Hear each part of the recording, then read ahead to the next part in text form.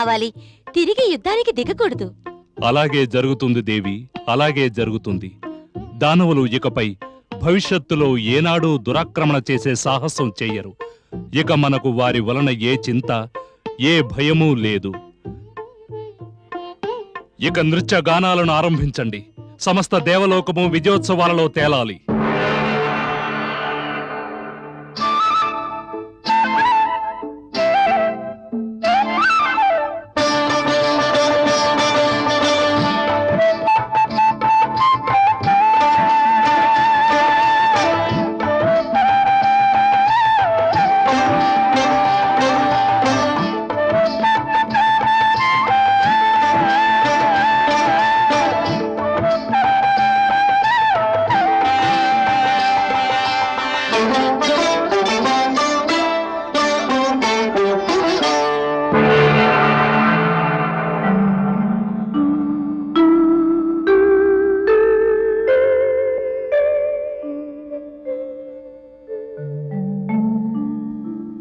నాథ, నాకు తమ సుందర దరహాసం యొక్క అన్ని రంగులు పరిచితవి.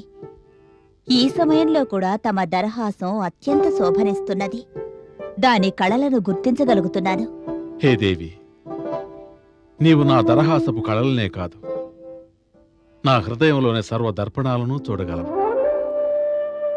ఆ విధంగానే కదా నీవు తెలుసుకోగలిగావు ఇంద్రలోకంలో జరుగుతున్న విజయోత్సవాలను తిలకించి మేము నవ్వును ఆపుకోలేకపోతున్నామని. అవును కమలనయనా, అయితే తమ దరహాసంలో ఉన్న చింతను నేను గ్రహించాను. అనివార్య సంఘటన ఏదైనా జరగనున్నదా? ఆ అనుమానం పూర్తిగా సరైనదే మహాదేవి. ఇంద్రలోకంలో కడు నిశ్చింత వాతావరణం నెలకొని ఉన్నది. అది శోభస్కరమైనది. దేవేంద్రుడు నిశ్చింతతో విజయోత్సవాలు జరుపుకుంటున్నాడు. కానీ జీవనము యొక్క మౌలిక సత్యాన్ని మర్చిపోతున్నాడు. ఏ మౌలిక సత్యాన్ని గురించి మీ సంకేతం స్వామి? ఆ సత్యం ఇదే మహాదేవి. సూర్యోదయం అయ్యేంత వరకు ధరిత్రి మీద అంధకారం అలుముకొని ఉంటుంది. ఆ తరువాత అది నెమ్మదిగా తొలగిపోతుంది. ఆ అంధకారం సూర్యాస్తమయం ఎప్పుడు సమీపిస్తుందా అని ఎదురు చూస్తూ ఉంటుంది.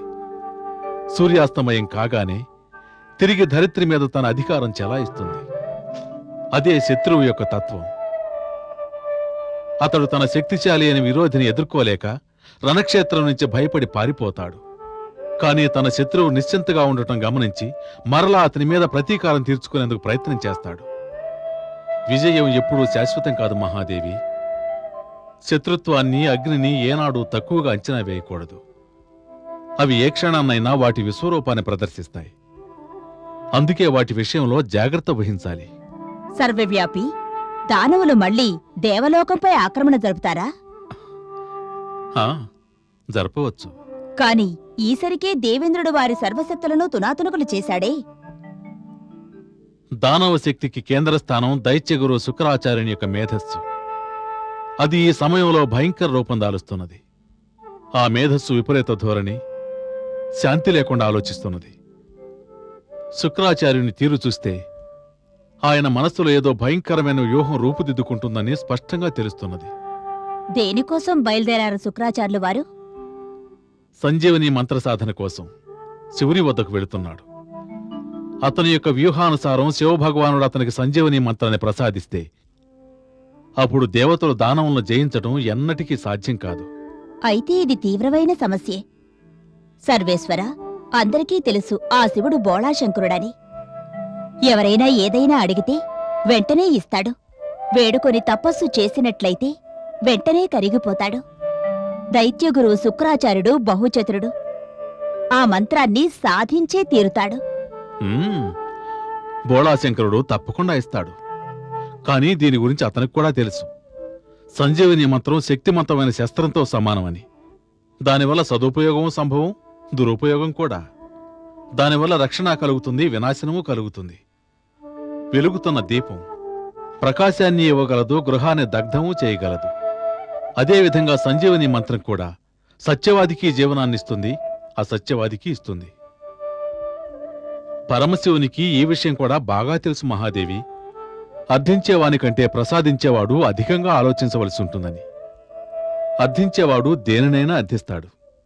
కానీ ప్రసాదించేవాడు మాత్రం ఆలోచించాలి. ఏది ఇవ్వదగినది, ఎవరికివ్వాలి, వారు అందుకు అర్హులా కాదా అని.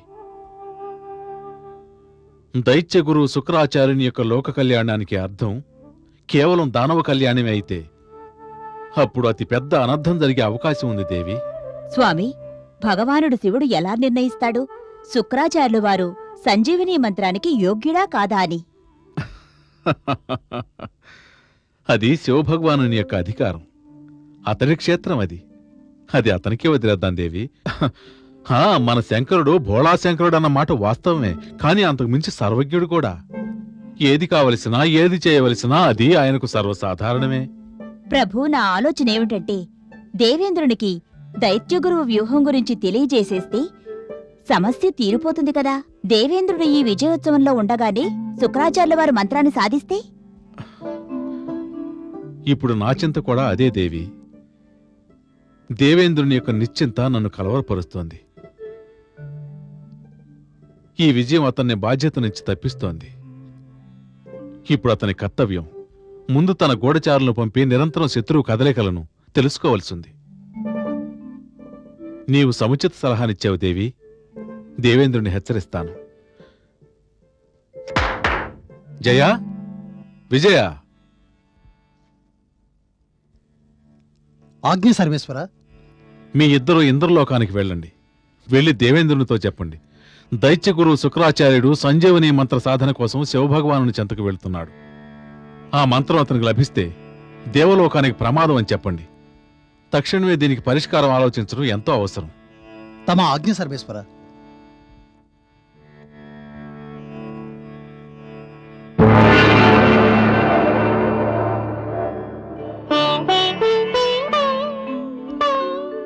ఆహా, అదా విషయము. అవును దేవేంద్ర, లక్ష్మీనారాయణుడు తమరిని హెచ్చరించమన్నారు. దైత్యగురువు శుక్రాచార్యులు భగవానుడు శివుని కలుసుకోవటానికి బయలుదేరారు. వారు దేవలోకానికి తీవ్ర ప్రమాదాన్ని తీసుకురావచ్చు. తెలియజేయండి విష్ణు భగవానునికి, మాకీ విషయం తెలిపినందుకు ధన్యులమని. వారు చింతిస్తున్నట్లుగా ఏమీయూ జరగదు. ఆ దైత్య గురువు శుక్రాచార్యుడు శివుని వద్దకు వెళ్లడానికి ముందే మేము స్వయంగా అక్కడకు చేరుకుంటాము. దానవుల కంటే మాపైనే శివునికి అమితమైన ప్రీతి. మేము దైత్య గురువు శుక్రాచార్యుని తంత్రాన్ని భగ్నం చేస్తాము. తమ ఆజ్ఞ దేవేంద్ర.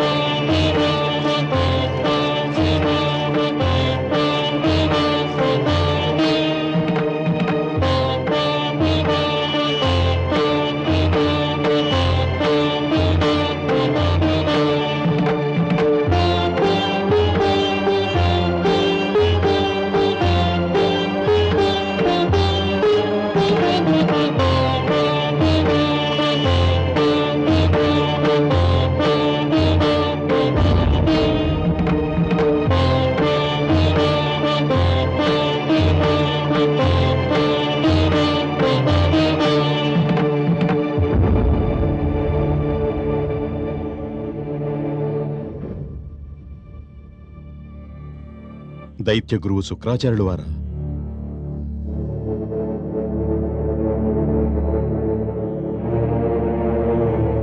హే మహాదేవ, నేనొక కార్యార్థమై తమ సన్నిధికొచ్చాను.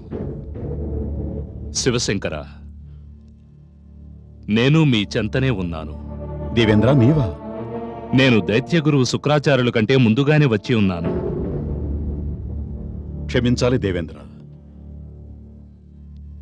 నీవు నా ఎదుట లేవు, నా వెనుకగా ఉన్నావు. నేను త్రినేత్రుడను నిజమే, కాని ఆ నేత్రం నా నుదుటనున్నది, మరో నేత్రం నా వెనుక భాగాన లేదు. అందుకే నా దృష్టి నీ మీద పడలేదు. లేదంటే ముందుగా నిన్నే పలకరించేవాణ్ణి, అతిథిగా భావించి స్వాగతించేవాణ్ణి. నేను అతిథిగా రాలేదు, అర్థించాలనొచ్చాను.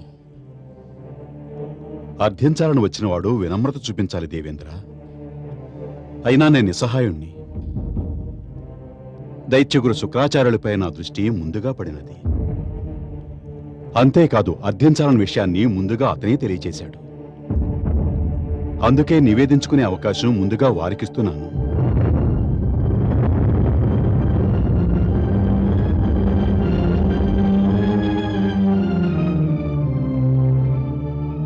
ఇక తమ కోరికను వ్యక్తపరచండి శుక్రాచార్య. హే మహాదేవ, నేను తమనొకటి అర్థించాలనొచ్చాను. తెలియచేయండి, సంకోచం ఎందుకు? నా దీర్ఘకాల తపస్సు, తమ పట్ల నాకున్న అపార భక్తి ప్రపత్తులతో నేను సంజీవని మంత్రాన్ని అర్థించాలనొచ్చాను.